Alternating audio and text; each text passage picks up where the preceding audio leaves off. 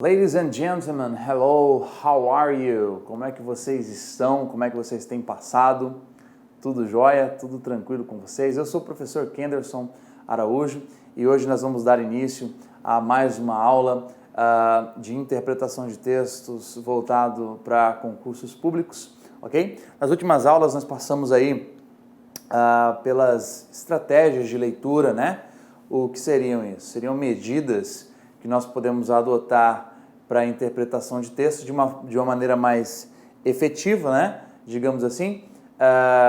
Lá nós vimos que existem várias medidas que nós podemos adotar, né? Algumas estratégias para a interpretação desses textos, retirando ideias principais. Eu gosto de repetir sempre, pessoal, esses temas para que vocês estejam sempre dando um update aí quando a dúvida bater ou quando você ficar meio que no frenesi aí, meu Deus do céu, realmente eu estou vendo inglês aqui para o concurso público, eu tinha me esquecido disso, mas fique tranquilo, tá? Então esses reviews que eu faço é só para que você possa estar sempre sendo tranquilizado com relação ao que nós já vimos, ok? Passamos lá pelas estratégias de leitura, vimos em síntese, né, algo a respeito de reconhecer os tempos verbais. Passamos ali rapidamente pelo verbo to be, ok? Na forma afirmativa e negativa, salvo engano. Ainda vamos ver o past to be com mais profundidade, mas já ficou bem tranquilo ali o reconhecimento do verbo to be no presente, ok? E eu disse que nós veríamos alguns conteúdos gramaticais que, ao meu ver, são essenciais quando se trata de interpretar textos em inglês. Até porque, como eu disse, é impossível que nós tenhamos uma dimensão clara acerca daquilo que aquele texto está dizendo se nós não sabemos em que tempo ele está. Como é que nós vamos saber se o que eu estou lendo, se a informação que eu estou lendo naquele texto, ela se refere a um ato, se refere a algo acontecendo agora, por exemplo? Como é que eu vou saber se aquela informação que contém naquele texto trata de algo relacionado ao futuro? Como é que eu vou saber que a informação contida naquele texto trata de algo relacionado ao passado? Então é de extrema importância que eu saiba identificar esses tempos verbais, ok? E voltando então, eu tinha dito que a gente falaria um pouco a respeito de aspectos gramaticais, mas aspectos gramaticais que não fossem enfadonhos, né? Que não fossem que não fossem carregados única e exclusivamente de regras gramaticais, mas sim que nós passássemos por eles e pudéssemos observá-los com atenção, sabendo o que é que aquela determinada estrutura gramatical me diz com relação a tempo, ok? Então, sem a necessidade de estudar regras, sem a necessidade de estabelecer ali normas, parâmetros e etc, né? Então, nós vimos lá, reconhecendo os tempos verbais na parte 1, nós vimos então o verbo to be, depois a gente passou um pouquinho ali pelos verbos de ação, né? Vocês devem se lembrar que eu agrupei alguns verbos por similaridade, né? Assim fica mais fácil para que eu os memorize, assim fica mais fácil para que eu os aprenda. Muito bem. Nessa aula de hoje, nós vamos continuar estudando aspectos gramaticais, porém aspectos gramaticais bastante interessantes, tá? E mais do que isso, muitíssimo importantes para a compreensão textual, ok? Eu trouxe aqui interpretação de texto para concursos públicos, que é a disciplina com a qual a gente tem trabalhando, interpretação com formação de palavras, ok? Em inglês, esse é um tópico extremamente importante. Quantas foram as vezes, por exemplo, que você, observando um texto em inglês, talvez lendo a letra de uma música, né? Que a gente costuma fazer isso, buscar a letra de uma determinada música na internet. Quantas foram as vezes que você passando por esse processo, você não encontrou ali uma palavra e você falou assim, nossa, mas eu tenho a impressão de que eu conheço essa palavra em inglês, mas aqui ela está diferente, né? Por quê? Por conta do morfismo, né? Por conta da mudança que aquela palavra tem estruturalmente, porém a semântica, a raiz dessa palavra, continua sendo a mesma. Em inglês, em português, em qualquer outro idioma, isso é possível, isso acontece. Nós temos substantivos, adjetivos, outras palavras sendo originadas através do acréscimo de uma partícula antes ou depois dessa palavra que nós já conhecemos. São chamados afixos, né?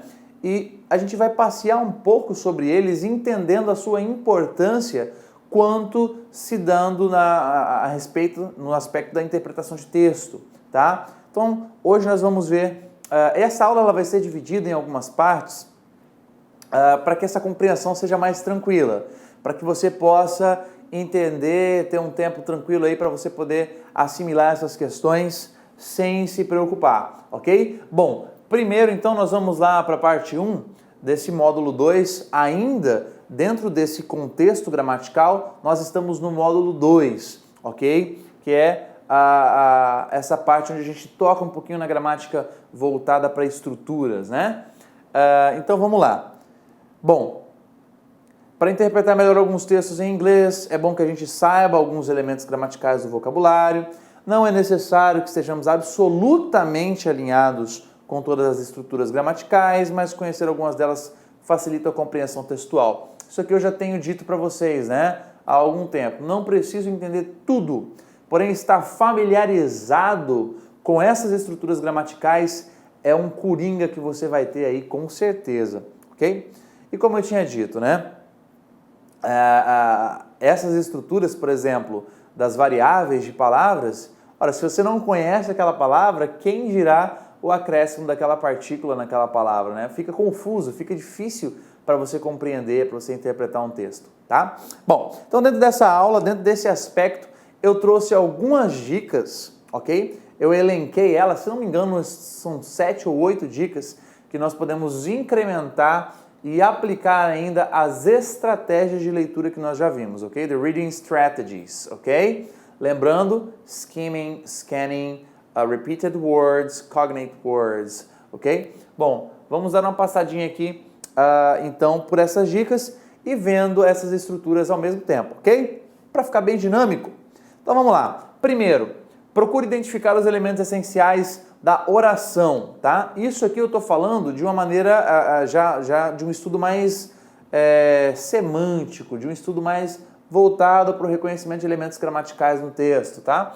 Então, ó, o sujeito e o verbo, né? O português se caracteriza por flexibilidade com relação ao sujeito, né? Existem as figuras gramaticais do sujeito oculto, indeterminado e ainda do sujeito inexistente, para justificar a ausência do sujeito. Mesmo quando não ausente, o sujeito frequentemente aparece depois do verbo e às vezes até no fim da frase. Por exemplo, ontem apareceu um vendedor lá no escritório, certo? Eu não tenho a obrigatoriedade de colocar ali, né, sujeito, verbo, restante da oração em português. Essa flexibilização do emprego do sujeito acontece na nossa língua, tá? Mas em inglês o negócio é diferente. O inglês ele é um pouco mais rígido. Praticamente não existe frase sem sujeito e ele aparece sempre antes do verbo em frases afirmativas e negativas, né? O sujeito é sempre um nome próprio, ok? Por exemplo, Paul is my friend. Paul é meu amigo, ok? Um pronome, he is my friend. Ele é meu amigo. Ou um substantivo, the house is big.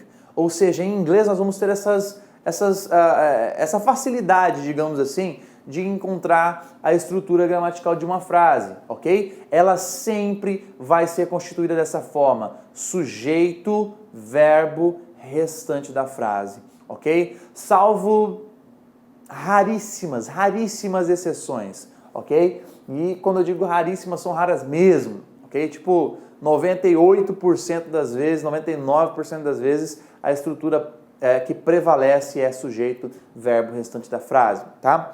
Você deve perceber que em inglês, e deve ter a consciência, né? Reforçando o que foi dito aqui, em português nós temos sujeito oculto, sujeito inexistente, ausente. Em inglês não existe sujeito oculto. Por exemplo, se você pegar a frase What time is it? que horas são, né? What time is it? Em português, se alguém pergunta para você, que horas são? Você vai dizer assim, 6h30, 4h40, 7h45, né? Em inglês, não existe isso. Você pergunta, what time is it? Alguém vai me dizer, it's, ou seja, it is, it's 6 a.m., it's 7 p.m. Nós sempre teremos ali o it is, porque não existe sujeito oculto, ok? Então nós vamos ter sempre essa estrutura para facilitar a nossa compreensão textual, ok? Tendo em mente então o que nós acabamos de ver aqui, ó, ele sempre vai aparecer antes do verbo em frases afirmativas e negativas, ok? Então isso implica em dizer que o sujeito é sempre um nome próprio. Paul is my friend. Ele pode ser um pronome também. He is, she is, como é o exemplo das horas que eu dei aqui. It is, ok? É minha culpa. It is my fault. Né? Ou um substantivo. Nesse caso aqui, the house. The house, a casa, é o sujeito. Certo? Muito bem. Então, pode-se dizer que o pensamento em inglês se estrutura a partir do sujeito. Em seguida vem o verbo e o complemento, que seria o restante da frase, certo? Então, a dica é, preste atenção na estrutura da frase. Com relação ao sujeito, tá? Identifique os elementos essenciais da oração. Sujeito, verbo, restante da frase. Se você identifica o sujeito, você já sabe quem está executando a ação. Se você identifica o verbo que está presente ali, você já sabe que ação está sendo executada por esse sujeito. E se você consegue ainda dimensionar e identificar os elementos que vêm na sequência, pronto, você decifrou o mistério, tá? Então pode-se dizer que o pensamento em inglês, ele se estrutura baseado ali no sujeito, ok? Então, em seguida vem o verbo, o complemento e os adjuntos adverbiais, que seriam os restantes das frases. Vem com esse nome estranho, adjunto adverbial, nada mais é do que a sequência que dá da conexidade ali àquela frase, ok? Então, para uma boa interpretação de texto em inglês, não adianta reconhecer o vocabulário apenas. É preciso compreender essa estrutura. E é por isso que eu disse que nós teríamos que obrigatoriamente dar uma passeada pelos conteúdos gramaticais, ok? Então, para isso é fundamental a importância da identificação do verbo e do sujeito. Maravilha! Número 2, não se atrapalhe com substantivos em cadeia, leia-os de trás para frente.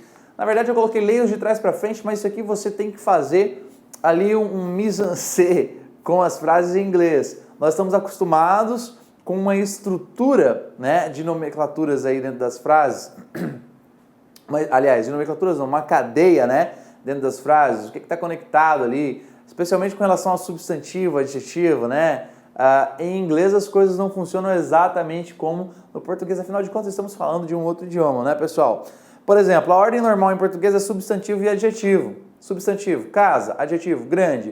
O que é um adjetivo mesmo? Um adjetivo é a qualidade que eu dou a alguma coisa, não é? Nesse caso, a qualidade que eu dou ao substantivo casa é que essa casa é grande, uma qualidade ou uma característica, né? Então, olha só, enquanto em inglês é o inverso, ok? Nós temos primeiro adjetivo, depois substantivo. Então, se eu quero dizer uma casa grande em inglês, eu vou dizer a big house, mas na hora de interpretar isso, eu não traduzo como grande casa, ok? Sou até meio poético, né? Eu morava em uma grande casa. I used to live in a big house. Em uma casa grande, ok? A big house.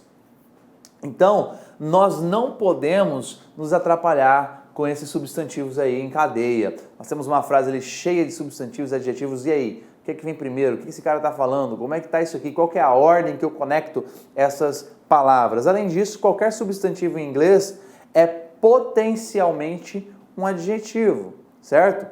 Podendo ser usado como tal. Por exemplo, nós temos brick, que é tijolo, e house, que é casa, certo? Eu usei esse exemplo aqui.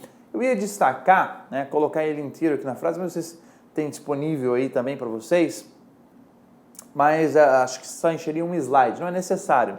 É um exemplo claro aqui, tá? Ó, então qualquer substantivo pode ser potencialmente um adjetivo. Eu posso usar um substantivo para adjetivar alguma coisa. Por exemplo, big house, uma casa grande. Ótimo, grande, é um adjetivo. Porém, quando eu tenho aqui brick, que quer dizer tijolos ou tijolo, eu tenho house também, que é casa. Então, substantivo, tijolo, substantivo, casa. Se eu quero dizer uma casa de tijolos, ou seja, atribuir uma qualidade àquela casa, que tipo de casa é aquela? Eu posso dizer a brick house, ou seja, uma casa de tijolos. Vocabulary Comprehension Test. Vocabulary Comprehension Test. Teste de compreensão de vocabulário. Perceberam? Nós temos vocabulary, que é um substantivo, comprehension, que é um substantivo, e test, que é um substantivo. Porém, eu disse que aquele vocabulário é de compreensão, um teste de compreensão, ok? Sempre que o aluno se defrontar com um aparente conjunto de substantivos enfileirados, ele deve lê-los de trás para frente, intercalando a preposição de, né?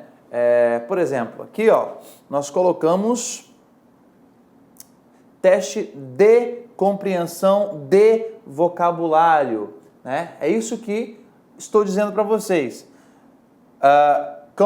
Vocabulary Comprehension Test. Vocabulário, compreensão, teste. Putz, eu tenho essas 3 palavras aí. Como é que eu vou traduzir isso aí em português? Bom, eu posso tentar de todas as formas, né? Ó, vocabulário de compreensão de teste.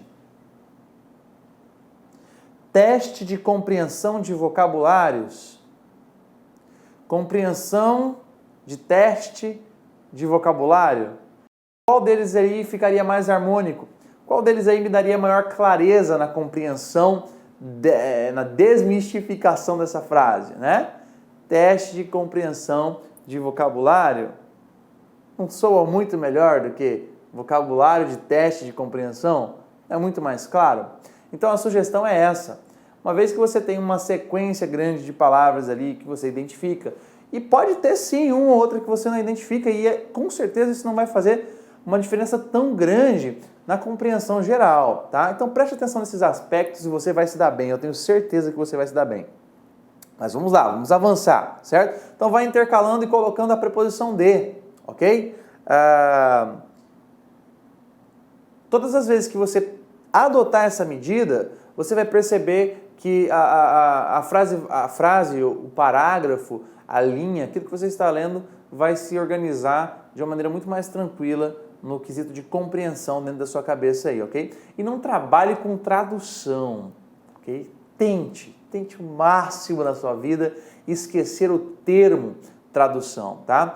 Trabalhe com interpretação, compreensão, tá? São termos mais lógicos, eu poderia dizer, porque a tradução às vezes ela é literal, e a tradução sendo literal, muitas das vezes é um desarranjo, na verdade, do que aquela estrutura realmente queria dizer, né?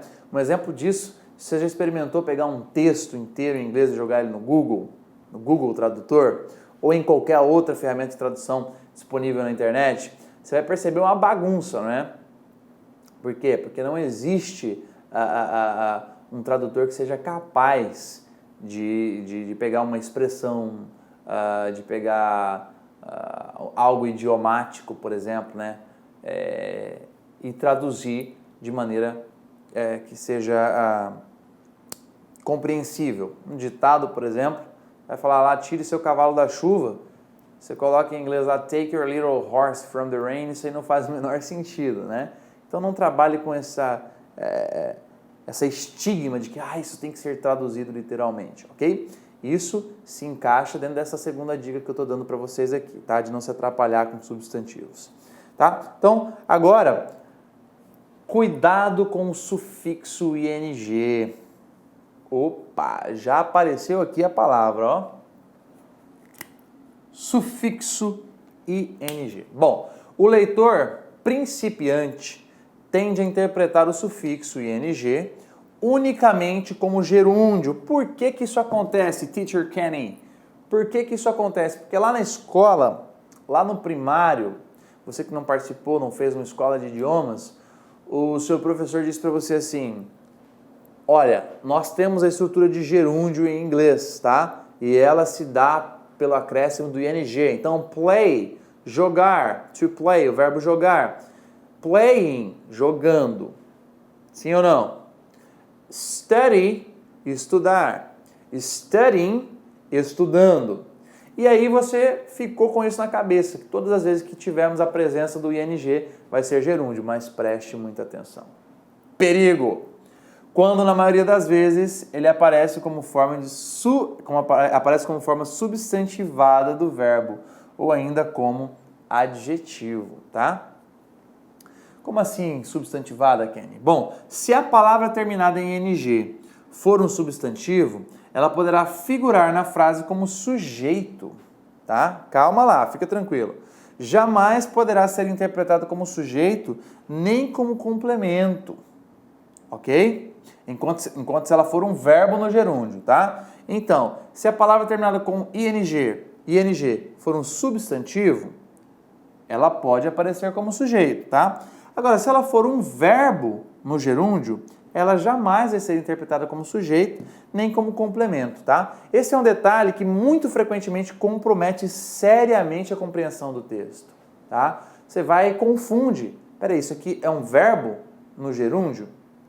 Ou isso aqui é um substantivo com o ing apenas, né? Muitas pessoas se esquecem que pode acontecer de um substantivo aparecer com o ing também, tá? E aqui eu trouxe, ó, os exemplos para vocês. Não ia deixar vocês na mão aí sem entender o que toda essa parafernália de palavras aí, substantivada, gerúndio, verbo com ing quer dizer, tá? Ó, trouxe aqui um exemplo. Quando é que aparece como gerúndio? We are planning to. Nós estamos planejando. Apareceu como sujeito? Não, nós já temos um sujeito na frase. Quem é? We. Nós estamos planejando. We are planning to. Nós estamos planejando alguma coisa. We are planning to travel. Estamos planejando viajar. We are planning to go to the mall. Estamos planejando ir ao shopping.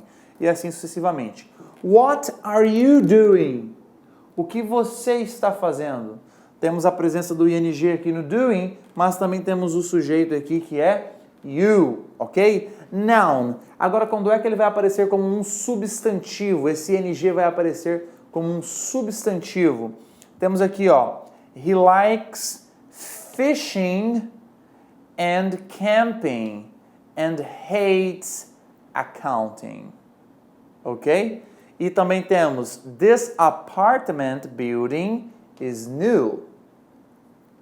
Ele gosta de pescaria e acampar, ok? Ou camping, que nós também acabamos adotando, né? E odeia contas, ok? This apartment building is new.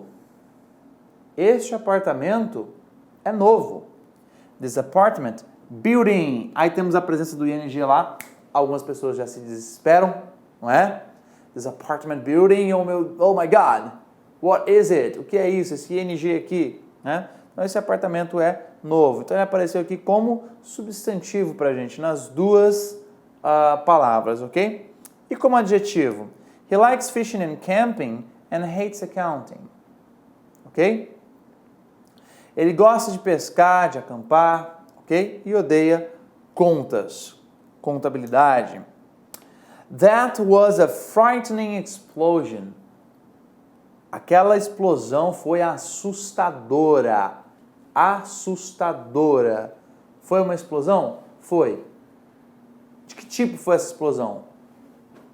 Como é que você caracteriza ela? Caracterizo como assustadora. Então, como adjetivo, ok? Então, preste atenção nesse ing.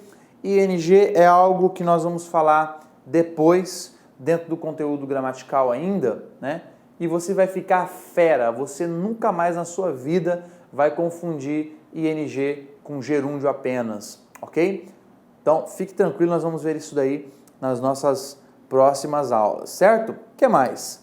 Familiarize-se com os principais prefixos e sufixos. E aqui começa de fato o que importa pra gente dentro desse aspecto que eu tinha dito para vocês da formação de palavras, que são prefixos e sufixos, que são eles, né? Como é que eles se manifestam, qual a importância deles? A utilidade de se conhecer os principais sufixos e prefixos e suas respectivas regras de formação de palavras, do ponto de vista daquele que está desenvolvendo familiaridade com o inglês. Isso é importante. Talvez esse seja o seu caso hoje, né?